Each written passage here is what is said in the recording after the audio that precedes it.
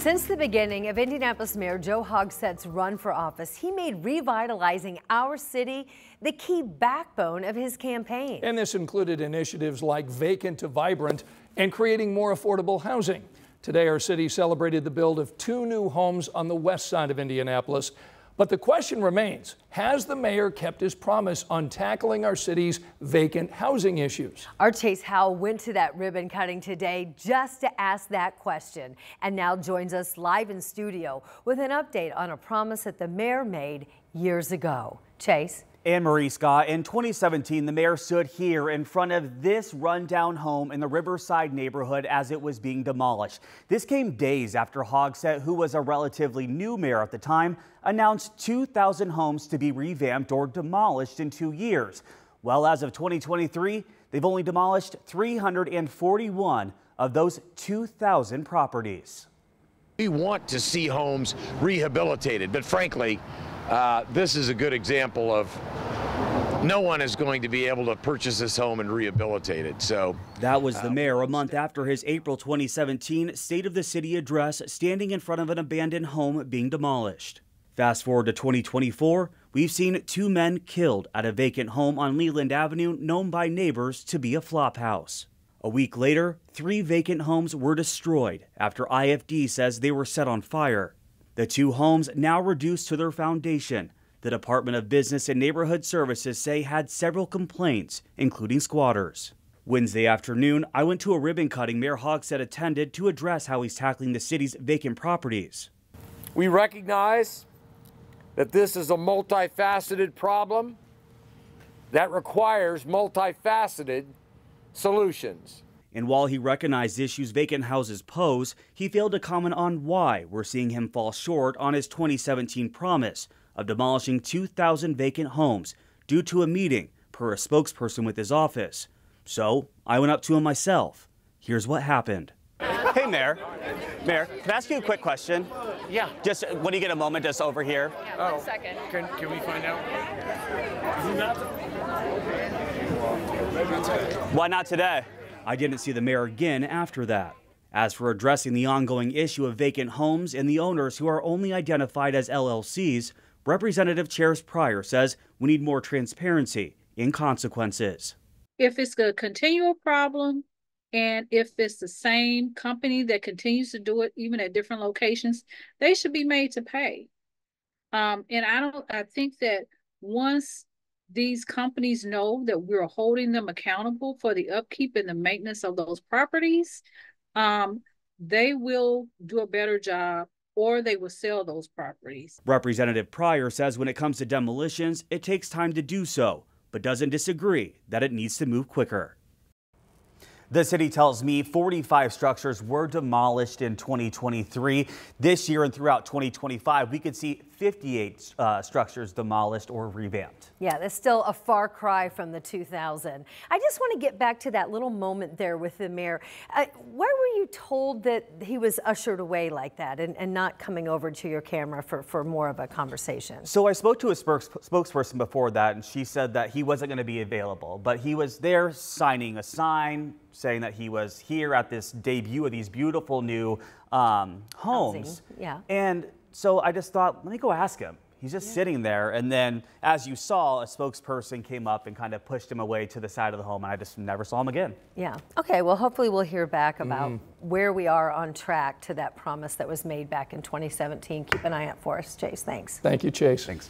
Well, tonight, fire investigators are looking into what sparked that massive house fire on the southeast side of Indy. All of this unfolding in a neighborhood near Southport and Franklin Road.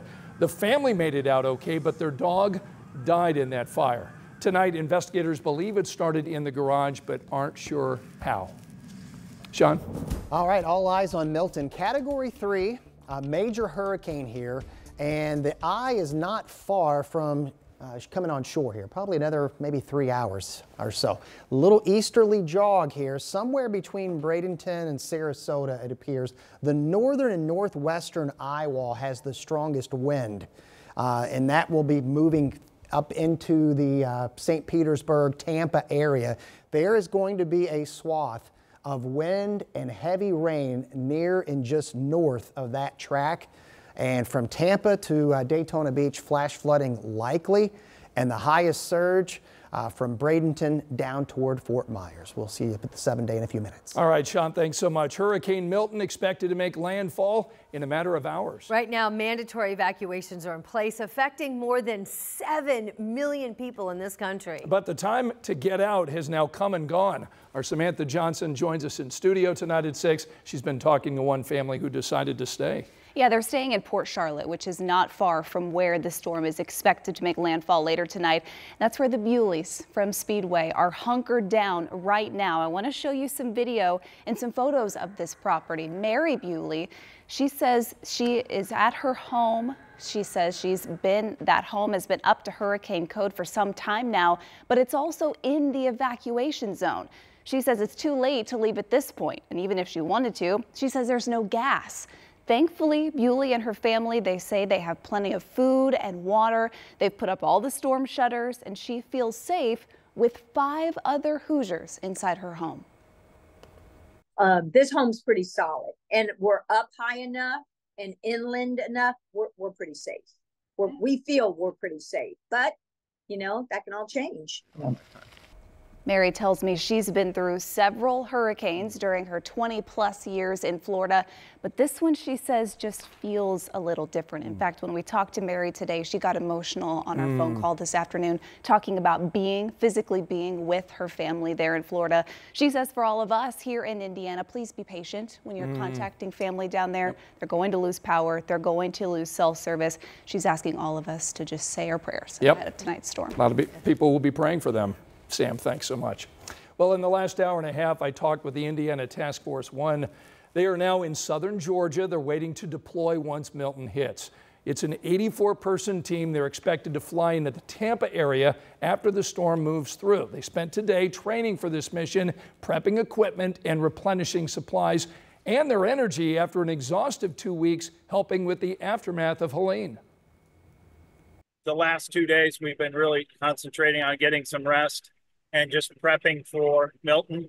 But very strong-minded, very sharp skills, have been practicing our craft and are ready to go into work. So, the leader of Task Force 1 told me that their main focus right now is search and rescue efforts and supporting the local emergency crews. Now to other news here in central Indiana. So far, we've been keeping track twice already this week. We've seen stolen cars crash into stores on the south side. This is the video of what that looks like. This is an attempt to break in and steal guns. Rich Nye talked to the ATF this afternoon about another burglary just like this morning. First Cash Pawn on Southeast Street is the latest victim to literally get hit. Police are looking for 3 suspects who drove a stolen car into the doors of the pawn shop around 4:30 Wednesday morning. The police report says an AR-15 style rifle was stolen. We've definitely seen an increase, especially in central Indiana, and especially in the last month and a half or so. The ATF says thieves have targeted at least 5 stores in central Indiana since August, always using a stolen car to crash into the store. The ATF says they normally only see about 5 gun store burglaries around Indy in an entire year. Sunday morning at 6:45, 2 suspects rammed this car into AE Ammo in Greenwood. The car hit the front door 3 times, but the suspects were not able to get into the store. Unfortunately, many of them are juveniles, and it's a little bit disturbing how young some of them are. We've seen them as young as 13 years old. The ATF says thieves are often using 2 cars for these crimes, one to crash and one for the getaway, even switching license plates with other stolen cars to further elude police. In Indianapolis, Rich Nye, 13 News.